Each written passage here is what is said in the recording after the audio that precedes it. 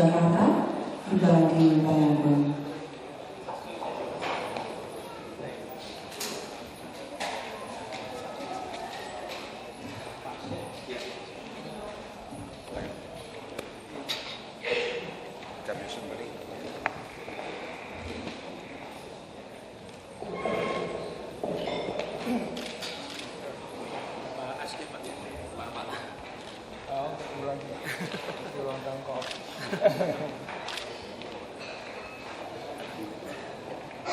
Mohon izin, pimpinan menyesuaikan.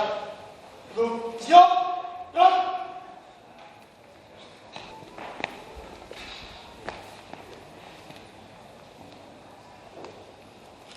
Lapor, Paskibraka tahun 2013, jumlah 66, siap menerima pengarahan. Kembali ke Pak.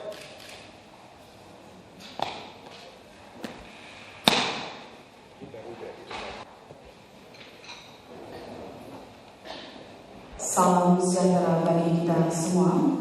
Yang Asisten Deputi Tenaga Kepemudaan Kementerian Pemuda dan Olahraga Republik, para rekan-rekan Paskibraka Nasional serta hadirin undangan yang berbahagia.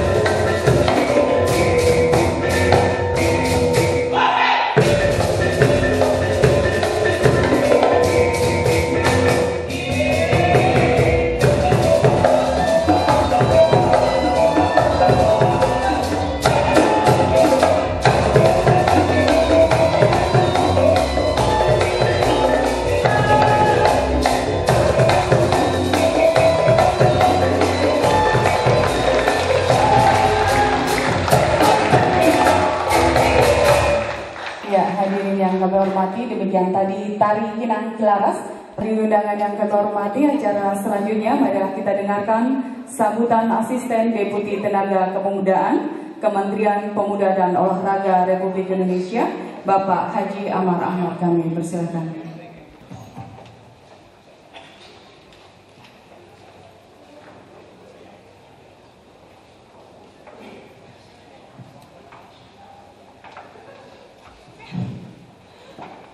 Assalamualaikum warahmatullahi taala wabarakatuh.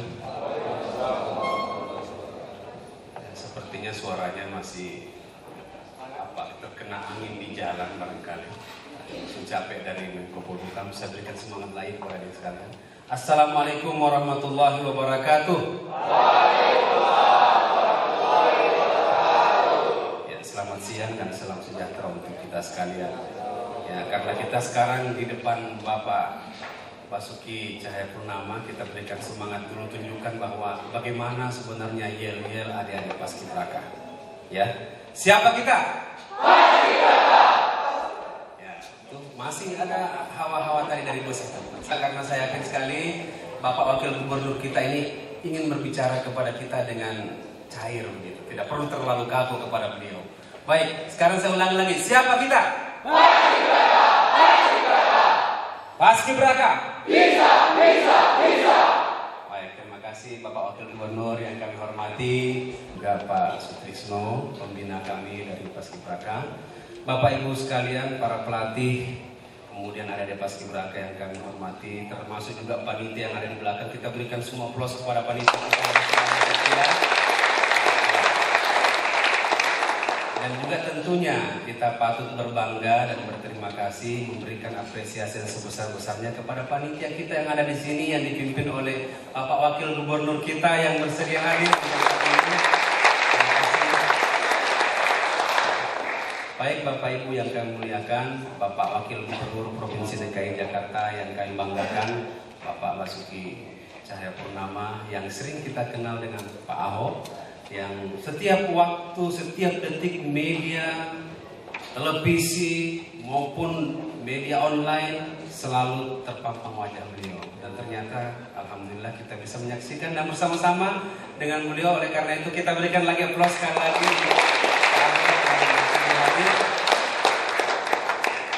Bapak Wakil Gubernur yang kami hormati, pada kesempatan ini alhamdulillah di tengah-tengah kita ada warna-warni Indonesia. Ada diaspora Indonesia, ada pelangi Indonesia yang hadir di tengah-tengah kita. Adik-adik kita ini ada di Paskibraka dari 33 provinsi. Jadi ada 66 orang Bapak Wakil Gubernur yang kami hormati. Masing-masing provinsi 2 orang Pak. Termasuk kami bawa juga provinsi Bapak yang lalu, Bangka Belitung. Adik-adik Paskibraka Bangka Belitung tolong berdiri. Baik. Ya.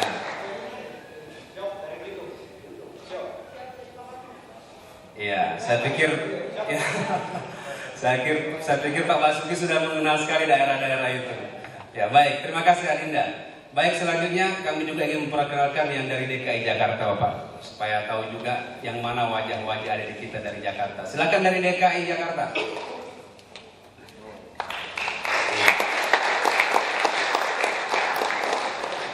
Alhamdulillah, dari mana Dek? Bisa diperkenalkan?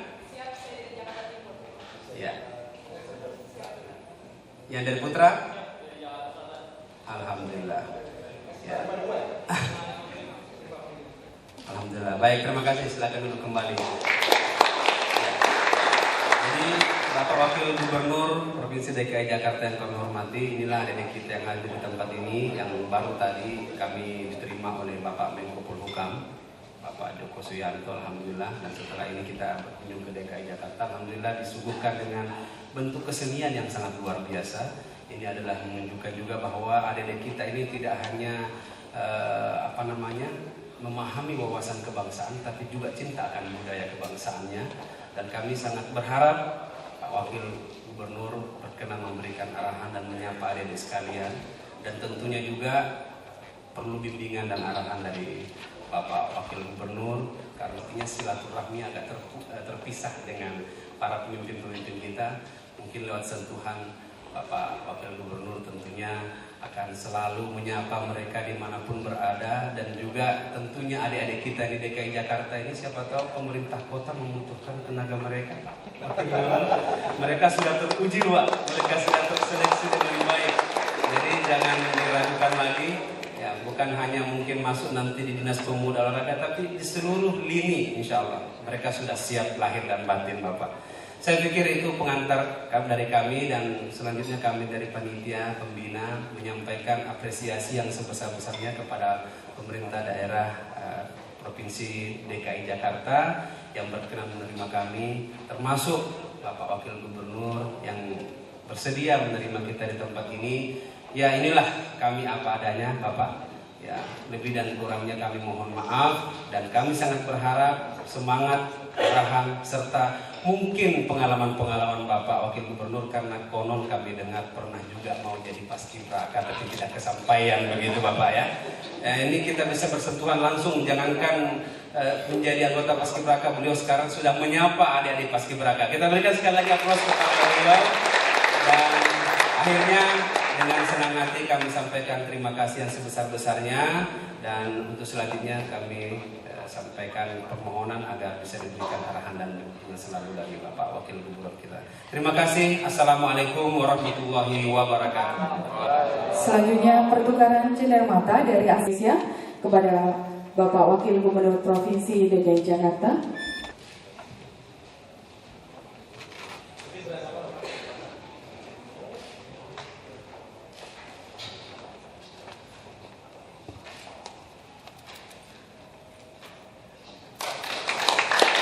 Dan dilanjutkan dari Wakil Gubernur Provinsi DKI Jakarta kepada Asisten Deputi Tenaga Kemudaan Kementerian Pemuda dan Olahraga.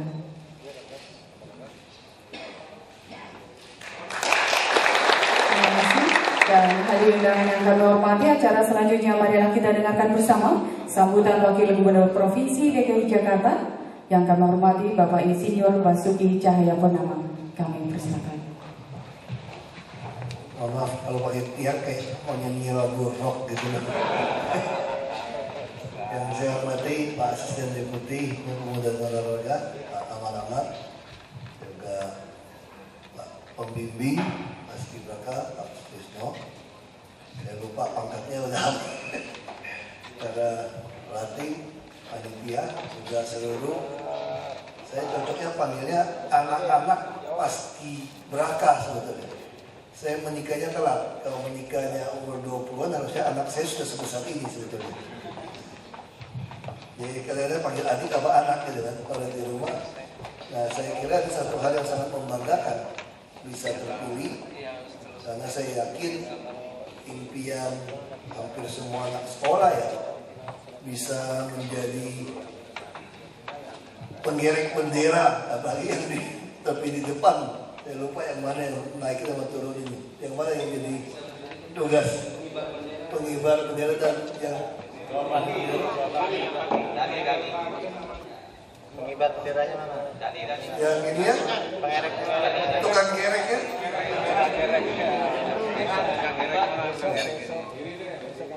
Harus berbangga, berarti setelah dilatih silakan duduk kembali. Waktu dilatih berkali-kali pasti para pelatih sudah melihat kan siapa yang paling sempurna, mau mundur hitungannya, mapanya, itu kan jadi suatu hal yang luar biasa. Kita sangat bersyukur kalau saya jadi orang pilihan kan. Dan saya tidak tahu panitia ada mempertimbangkan mungkin tahun ini nilainya kalau pas-pas sama, pilih provinsi yang lama belum muncul gitu kan. Itu masih oke lah kalau selama nilainya sama. Tapi yang paling penting memang kita tidak boleh memilih orang karena memang dasar kita suka atau tidak suka. Ini mesti berdasarkan meritokrasi saja, berdasarkan memang kemampuan kita. Nah, ini yang kita lagi kembangkan di DKI. Kami sedang berusaha untuk lurah camat, memang ada IPDN. Tapi kita yang dibutuhkan sekarang, persoalan bangsa ini bukan tidak tahu haknya orang miskin, tapi sebetulnya lebih cocok tidak mau tahu atau tidak peduli untuk tahu haknya orang miskin. Maka kami, Pak Gubernur, meminta saya untuk merancang satu sistem seleksi dan promosi terbuka. Nah, dasar saya orang pesisir, orang pulau, kita gunakan lelang jabatan. Wah, kita dikeroyok. Nah, ini juga saya tidak tahu apa pikiran anak-anak paskibraka. Kalau saya pribadi, saya lebih suka substansi, bukan bicara caranya. Enggak apa cara ngomong santun-santun, tapi nonjok kita gitu kan. Saya memang lahir dari orang pesisir, orang pulau ya kita lebih baik belak-belakan, tapi substansinya jelas. Nah kita bilang lelang, oke, akhirnya dikasih saran namanya diganti yang halus, seleksi promosi terbuka. Nah saya sangat beruntung punya Pak Gubernur yang ngomong Solo halus. Jadi kalau orang bilang saya kasar, saya jujur bilang saya setengah udah lebih jinak. Ini bukan kasar, ya kan? Kalau orang bilang saya berani, saya bilang juga salah. Pernah dengar cerita kapal laut di tengah laut, ombak besar, ada penumpang nenek-nenek kecebur ke laut. Dilemparin pelampung sama tali, tetap tidak bisa menggapai itu pelampung. Tapi juga nenek-nenek sudah panik, tidak ada yang mau terjun. Ombak besar, tiba-tiba ada anak muda terjun ke dalam laut. Terjun, dia menyelamatkan nenek itu, terus ditarik. Sambil mau tarik ke atas, semua tepuk tangan kan. Mengatakan anak muda itu berani luar biasa. Begitu injak di dek, dia tanya, siapa yang jorokin saya, yang dorong saya? Nah saya bilang kami berdua ini ya seperti itu ceritanya sebetulnya. Tiba-tiba kami udah didorong jadi gubernur dan wakil gubernur. Nah tentu di dalam menjadi pejabat yang paling utama, saya juga pinjam kalimatnya Pak Gubernur. Kita sudah rapat berdua pagi, atau dalam rapat pimpinan, beliau yang kasih pengarahan. Jadi orang mengatakan Pak Gubernur tidak kerja, yang kerja cuma wakilnya doang di kantor. Nama juga bos kan, saya juga tidak kerja, begitu wali kota udah bisa kerja, saya tinggal kan. Tapi pengarahannya, beliau bisa katakan begini, kita harus tertib hukum dan sosial. Tetapi dalam melakukan itu, kita melakukannya dengan cara yang manusiawi. Nah ini yang harus saya bisa terjemahkan dengan SKPD-SKPD yang ada. Kita harus berani tegas seperti apa. Nah karena kalau Jakarta ini berbeda dengan daerah lain. Orang tanya sama saya beberapa kali teman-teman wartawan atau interview tanya, lebih mudah mana jadi kepala daerah di Jakarta atau di Bangka Belitung? Saya bilang lebih mudah Jakarta. Ah sombong, masa lebih mudah Jakarta? Ini naif. Saya bilang jujur. Kenapa? Karena di Jakarta semua kajiannya lengkap. Lengkap. Kalau mau bicara transportasi, saya masuk ada 22 kajian. Dan saya masuk sini ada tambahan 2 kajian. Jadi saya tahu persis apa yang mau dilakukan. Banjir, tahu persis. Masalah sosial, tahu. Kita semua tahu persis. Apapun kita semua lengkap kajian. Jadi masalahnya apa, solusinya apa. Enak kan? Kalau kita ujian dikasih himpunan soal sama jawaban soal, ya apa yang susah? Nah cuma di Jakarta ada kesulitannya, karena semua yang akan kita lakukan tindakan ini mungkin menyenggol kepentingan orang banyak. Orang banyak dalam arti ini oknum melarat sampai oknum konglomerat. Ini persoalannya. Nah kita punya nyali atau tidak? Nah saya dikatakan bukan punya nyali. Ini ibarat pemuda yang kecemplung ke laut tadi gitu loh.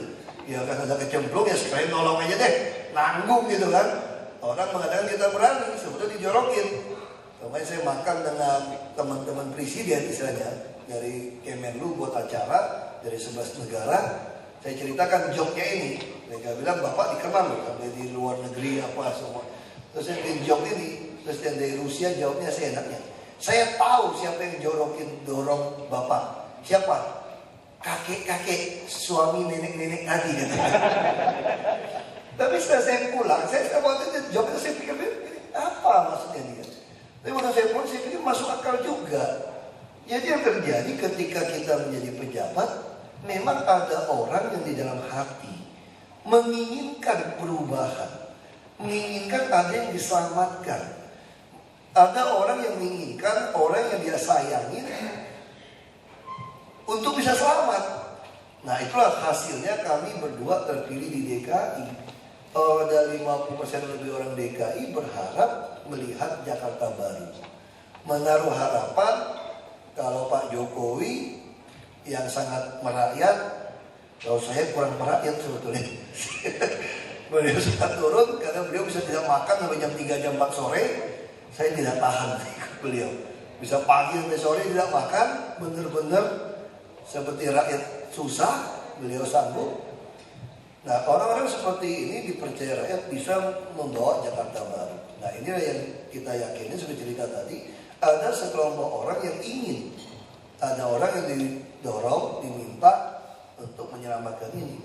Nah sama seperti bangsa Indonesia, dan saya juga cerita, apa sih yang dibutuhkan dari kita? Hampir semua dunia sama. Yang paling penting itu adalah jaminan sosial. Jaminan sosial meliputi apa? Kita bersyukur, kita sudah punya Undang-Undang Nomor 40 tahun 2004 tentang sistem jaminan sosial nasional. Di situ harusnya negara menjamin dari kesehatan, dari pensiun sampai hari tua itu kematian semua lengkap. Nah itu yang dikeluarkan dalam Undang-Undang SJSN. Dan ini lalu tahun 2011 dikeluarkan lagi Undang-Undang Nomor 7 kalau nggak salah tentang BPJS, Badan Penyelenggara Jaminan Sosialnya. Nah ini menugaskan kita sehingga nanti rakyat Indonesia siapapun dia memiliki jaminan kesehatan. Tidak ada lagi orang jadi sakit, jadi miskin, atau ada orang harus mati di rumah tidak berani berobat. Nah itu yang kita lakukan. Lalu kita berpikir tidak boleh ada orang yang pintar tidak bisa sekolah, bahkan tidak kuliah. Nah ini kita juga kadang-kadang orang anak yang kurang beruntung, dia pintar sekolah gratis, tapi dia tidak mampu uang jajan, uang transport untuk hariannya itu bulanan. Sehingga yang paling kritis juga kami temukan, orang yang lulus SD ke SMP atau SMP ke SMA, orang tuanya itu tidak berani mendaftar karena tidak yakin akan mendapatkan beasiswa ini. Nah itu yang kita minta, harus diyakinkan pada orang tua bahwa kita akan lakukan. Jadi yang tidak beruntung biar negara yang pelihara. Ini sesuai dengan isi dari Undang-Undang Dasar kita. Fakir miskin, anak pelantar semua ini dipelihara oleh negara. Jadi kita punya dasar sangat jelas. Jadi para pemimpin negara kita ini meletakkan dasar sangat jelas. Kita disiapkan untuk jadi bukan bangsa pecundang, bukan diindon-indonkan. Kita disiapkan dengan baik. Hanya memang kita mungkin euforia, tiba-tiba kita hilang. Misal contoh, banyak orang bertanya kepada saya, apakah Pak Harto tidak baik? Saya katakan Pak Harto melakukan banyak sekali hal yang baik. Puskesmas, sekolah impres. Kalau kita bandingkan dengan negara-negara lain, kita 68 tahun merdeka, tingkat buta huruf kita tuh cuma tinggal berapa? 6 atau 7%. 8% saya lupa. Dibandingkan negara lain kita jauh lebih baik. Di sisi kesehatan juga. Kunci di mana? Pak Harto sudah temukan surah KB.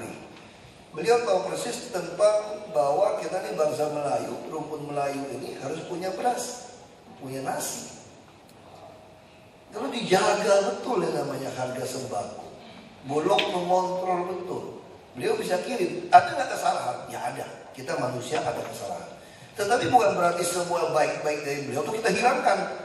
Kita bentuk komisi-komisi begitu banyak. Seolah-olah semua institusi tidak bisa kerja. Kita menggaji habiskan banyak uang. Ini juga hal-hal yang tidak betul. Nah kami tiba-tiba dibiarkan sembarangan. Impres juga sama. Nah kita harapkan apa yang terlatih secara disiplin. Karena yang paling penting untuk sukses itu kan disiplin. Nah kalau dilatih dengan disiplin, badan udah bagus-bagus, jangan nanti pulang udah enaknya jadi purna paskibra tadi kan, paskibraka. Hubungan zaman sekarang nggak perlu tulis surat-surat lagi. Saya sudah bercanda sama teman saya. Kalau dulu orang mau jatuh cinta bisa tunggu 3-4 bulan tulis surat, tunggunya lama suratnya. Lalu waktu zaman saya pacaran itu lama tulis surat. Sampai saya itu saking nunggu surat datangnya lama, tiap hari saya tulis selembar. Pacar saya juga tulis begitu. Dia begitu datang kayak majalah Tempo, tebel. Habis tunggunya lama. Kalau sekarang kita dengan BlackBerry, wah cepat banget. SMS dengan Twitter, dengan sosial media sekarang bisa dengan chat macam-macam. Nah ini juga dimanfaatkan teknologi ini untuk tetap silaturahimnya tidak putus. Itu kan luar biasa. 33 provinsi, pasti salah satu dari anak-anaknya akan menjadi pemimpin. Nah saya juga sering mendorong orang untuk masuk ke politik. Kalau kita mencela sekarang kita negara ini salah urus, artinya bukan berarti semua politisi itu tidak beres, tapi jumlah yang baiknya kurang. Karena kita memilih asas demokrasi. Nah, makanya kita harus berani masuk. Waktu masuk ya kita harus pertahankan. Abraham Lincoln, saya juga bilang, Amerika juga baik yang baik, tapi banyak juga yang nggak baiknya. Yang baiknya gimana? Ya, Abraham Lincoln ngomong kalimatnya perlu kita tiru lah. Dia katakan, kalau Anda mau menguji karakter sejati seseorang, kasih dia kekuasaan. Nah, itu yang partai kami melihat itu. Jadi yang kami dijual di Jakarta, orang tidak kenal kami sudah waktu survei, di bawah 50% yang mengenal kami. Pak Jokowi juga sama. Apa yang dijual? Kami menjual partai kami bahwa rekam jejak Pak Jokowi sebagai wali kota Solo bisa Anda cek di Solo. Rekam jejak saya sebagai bupati boleh Anda cek, itu yang kita jual. Dan ternyata memang rakyat itu mengerti teori Abraham Lincoln, walaupun dia belum pernah dengar. Nah, ini yang perlu kita lakukan. Terus sebagai penutup, satu hal juga yang paling penting, negara bisa maju. Kata filsuf Cina beberapa ribu tahun yang lalu, Lao Tzu katakan harus ada 5 unsur. Ada wilayah, ada pertahanan, ada rakyat, ada makanan, ada kepercayaan. Kalau tinggal 4 unsur, buang itu pertahanan. Karena rakyat juga pertahanan semesta kan, rakyat juga bisa maju nih. Kalau tinggal 3 unsur, buang wilayah. Kita pernah dijajah, tetap merdeka atau akhirnya, ya 50 tahun. Kalau tinggal 2, buang itu makanan. Zaman Jepang kita pernah makan ubi tidak jelas, naik ke gunung singkong semua nggak jelas.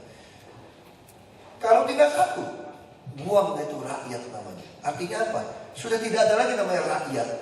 Yang ada tinggal orang Indonesia di Vietnam, orang Indonesia di Filipina, di Amerika, udah terpencah diaspora tadi udah semua ada, tidak lagi bisa disebut sebuah rakyat. Tapi yang tinggal 1 apa? Kepercayaan. Nah, jangan sampai kita hilang kepercayaan.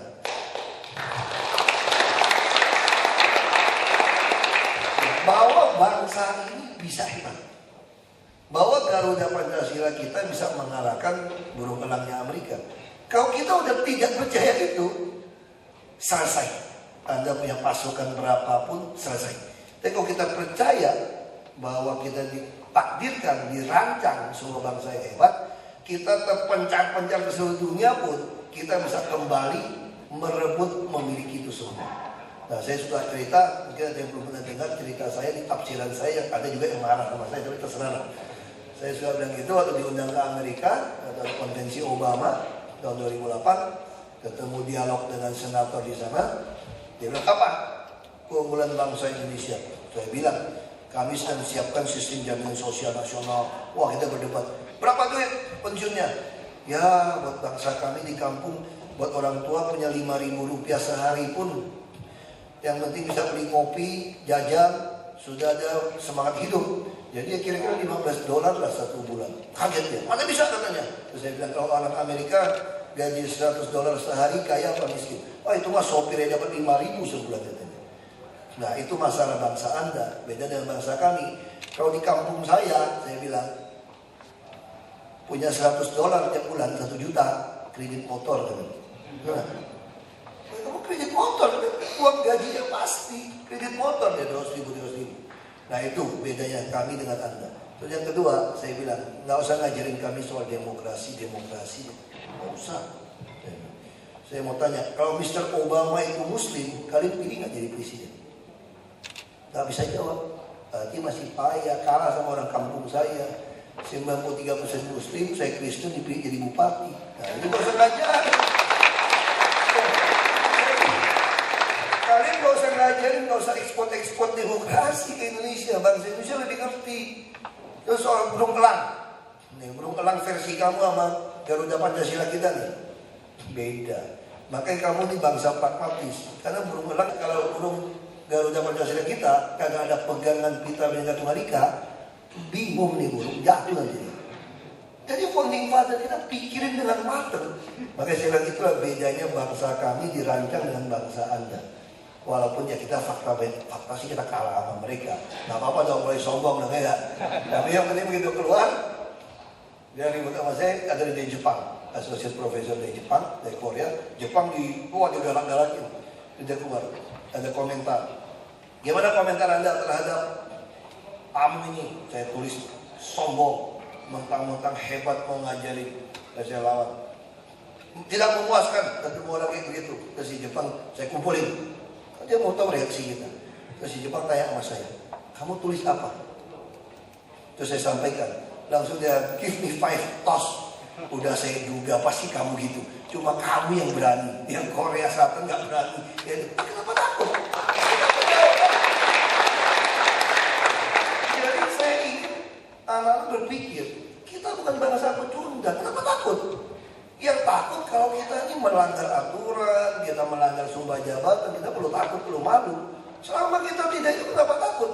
Kenapa kita mesti diinjak-injak asing terus? Kita punya sumber daya alam, kita punya semua. Yang paling saya khawatirkan itu bukan kehilangan itu semua, kehilangan kepercayaan kita bahwa bangsa kita bisa kalahkan bangsa yang maju tadi gitu loh. Ini yang paling penting. Saya kira semangat ini, disiplin yang sudah didapat, terima kasih pada pelatih, pertahankan. Ya, jangan malas olahraga. Kita selalu bilang kan dalam tubuh yang sehat, terhadap jiwa yang sehat gitu ya. Walaupun tadi juga dari penyandang disabilitas, kamu mau sehat jasmani rohani gimana? Saya juga nggak jelas sehat jasmani rohani. Orang pada bilang saya kurang waras. Cuma saya bilang waktu tesnya masih pas ukurannya. Tidak waras nggak apa-apa. Gila nggak apa-apa. Yang penting waktu tes jadi pejabat masih pas, bisa lolos gitu. Nah itu aja. Kadang-kadang kalau terlalu waras juga susah kan. Kalau ketika semua bilang A, kita bilang B, kan kita bingung sendiri kan. Yang penting pas. Nah saya harap pulang ke daerah masing-masing, jadi model, jadi contoh. Yang dibutuhkan bangsa ini sekarang itu showcase, etalase, apa ya istilahnya, showcase ya, semacam etalase untuk kita pertontonkan bahwa kita mampu mentransformasi Indonesia.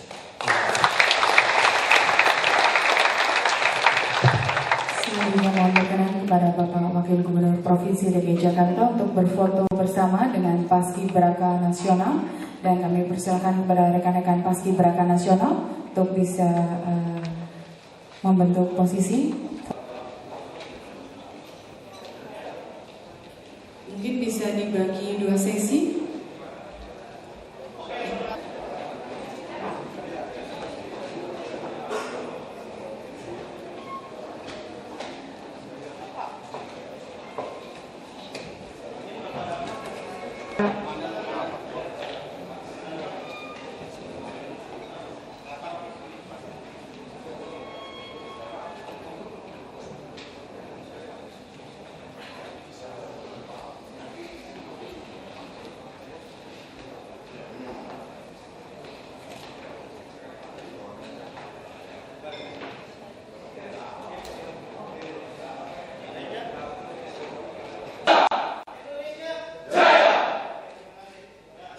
Berikutnya